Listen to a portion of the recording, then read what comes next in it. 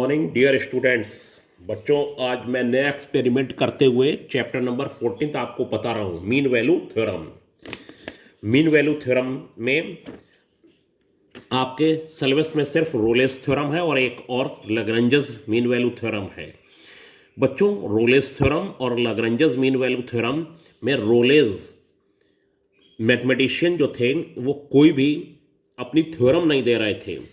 वो थ्योरम ना देते हुए वो एक प्रैक्टिकल कर रहे थे बच्चों। और वो ये प्रैक्टिकल कर रहे थे कि अगर एक एफ नाम का फंक्शन रियल वैल्यूड फंक्शन है और वो डिफाइंड है क्लोज्ड इंटरवल ए कॉमा के बीच, closed interval A comma B के बीच, और इस तरीके से है कि it is continuous on the closed interval A comma B, कि ये A comma B closed interval के बीच कंटिन्यूअस है और ये open interval A comma B के बीच डिफरेंशिएबल है। और बच्चों, अगर एफ ए और एफ बी इक्वल है, मुझे लगता है आपको दिखाई दे रहा होगा, एफ ए और एफ बी इक्वल है, then there exist a real number C, तब वहां पर एक रियल नंबर सी एग्जिस्ट करता है ए कॉमा बी के बीच, such that F dash C is equal to 0। ये फर्स्ट, सेकंड, थर्ड और 4 पॉइंट पर काम कर रहे थे। काम ये कर रहे थे कि जिसे आप ज्योमेट्रिकल इंटरप्रिटेशन से आसानी से समझ सकते हैं, geometrical interpretation of Rolle's theorem.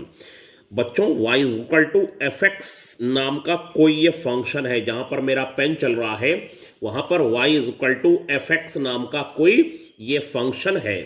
और फंक्शन होने के बाद ये ए और बी के बीच सिर्फ लिया जा रहा है, इसके इधर का छोड़ दिया जा रहा है, जहां पर मेरा पेन चल रहा है इसे छोड़ दिया जा रहा है, इसके इधर छोड़ दिया जा रहा है, ए और बी के बीच लिया जा रहा है। ये ए और बी के बीच लेने के बाद बच्चों क्या होगा कि एक्स की वैल्यू आप ए रखेंगे तो ये एफ ए आएगा, एफ ए यानी वाई की वैल्यू, तो इस पॉइंट के coordinate A comma F A हो जाएंगे। और यहां x की वैल्यू b रखेंगे तो इस पॉइंट के coordinate b comma F B हो जाएंगे और ये एफ बी की वैल्यू होगी। अब इस a और b के बीच बच्चों अगर फंक्शन क्लोज्ड इंटरवल में कंटिन्यूअस है और ओपन इंटरवल में डिफरेंशिएबल है और ये एफ ए और एफ बी की वैल्यू इक्वल है, तब आप ये जो लाइन लिखी है, then there exist a real number C belongs to A comma B such that F dash C is equal to 0, तब आप इस function y is equal to F X का डिफरेंशिएशन कर दें और 0 लगा दें और x की वैल्यू निकाल दें। और x की वैल्यू अगर सिंगल आती है और वो a और b के बीच है और सपोज वो c है, तो यहां पर जो मैं लाइन ड्रा कर रहा हूं ये c कॉमा 0 पॉइंट है और x की वैल्यू c लगाई तो c कॉमा एफ सी, ये पॉइंट ड्रा हुआ। c कॉमा जो एफ सी पर टेंजेंट होगा वो बच्चों x एक्सिस के पैरेलल होगा। c कॉमा एफ सी पर जो टेंजेंट ड्रा करा जाएगा वो x एक्सिस के पैरेलल होगा। अब हो सकता है कि ये जो एफ लाइन आपको ना समझ में आई, ये क्या है, then there exist a real number C belongs to A comma B such that F dash C is equal to 0 का मतलब है आप एफ डैश एक्स को 0 रखें और एफ डैश एक्स को 0 रखने के बाद एक्स की वैल्यू निकालें, तो जो एक्स की वैल्यू होगी वही सी कहलाएगा, तभी तो वो एफ डैश को एक्स को सेटिस्फाई करेगा। अब ये भी हो सकता है बच्चों कि देखिए ये जो नेक्स्ट पेज में मैं आपको बता रहा हूं कि ये प्रैक्टिकल भी हो सकता है कि अगर आप ये काम कर रहे हैं कि ये C कॉमा एफ सी, ये तो वही फिगर आ गई C कॉमा एफ सी। अब ये यहां पर अगर आप ये कर दें कि ये बढ़ा दें ऐसे करके और x की 2 वैल्यू आए, एक C1 आए बच्चों और एक C2 आए, ये C2, तो C2 कॉमा एफ C2 इस पर जो टेंजेंट ड्रा होगा और ये यहां पर हटा दिया जाए b पॉइंट और b पॉइंट कहीं आगे ले लिया जाए, तो c कॉमा एफ C1 और C2 कॉमा एफ C2 पर जो टेंजेंट होगा वो x एक्सिस के पैरेलल होगा, like this.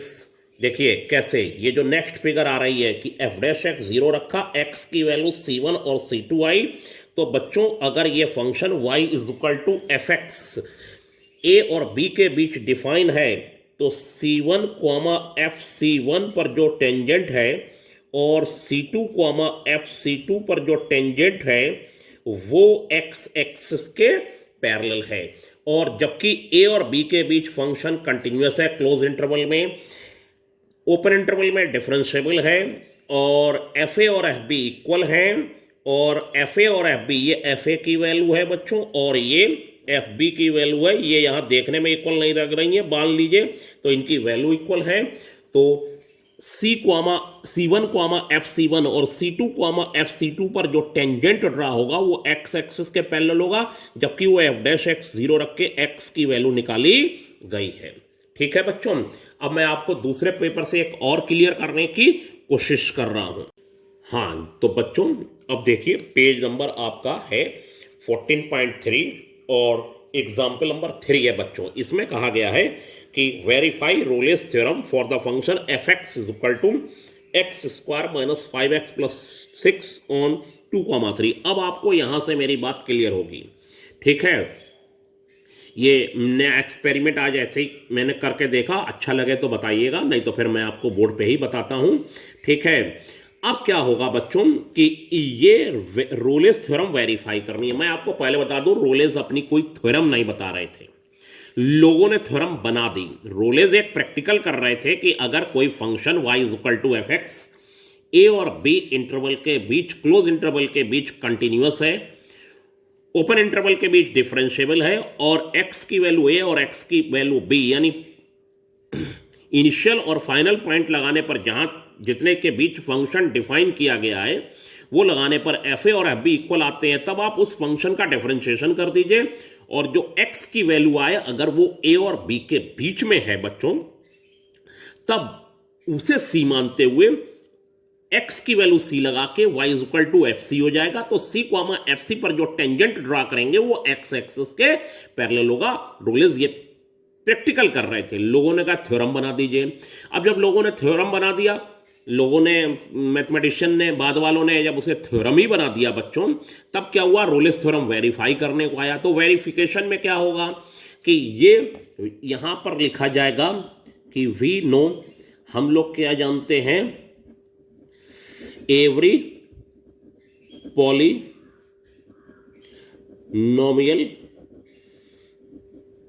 Function is everywhere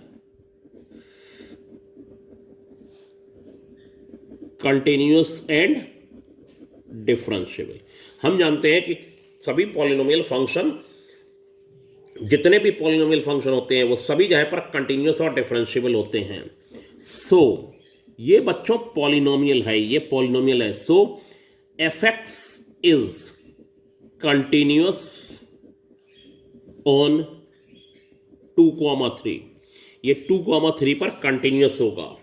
और बच्चों एफ एक्स इज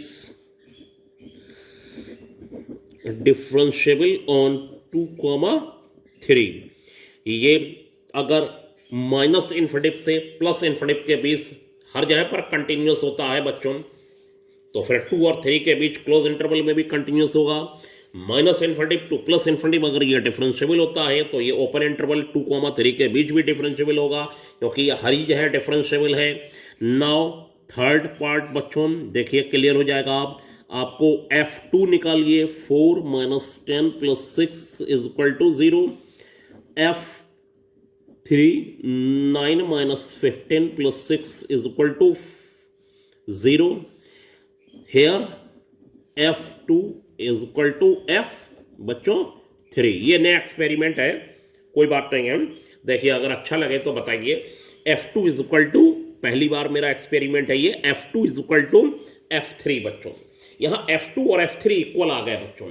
F2 और F3 0 आए, कभी 1 भी आ सकते हैं दोनों, कभी 2 भी आ सकते हैं, कभी 3 भी आ सकते हैं बच्चों, कभी 4 भी आ सकते हैं, -1 -2 कुछ भी हो सकता है, लेकिन मैक्सिमम क्वेश्चनों में 0 है। तो आपको लगेगा कि शायद, अब मैं 4th नंबर डालता हूं और मैं कहता हूं कि बच्चों एफ डैश एक्स निकालिए, और एफ डैश एक्स हो जाएगा 2x माइनस 5, और इसे 0 रख लीजिए, और x की वैल्यू बच्चों 5/2 आ जाएगी। अब आपने देखा ये 5/2 आई, ये बिलोंग्स टू 2,3 है, ये बिलोंग्स टू बच्चों 2,3 है।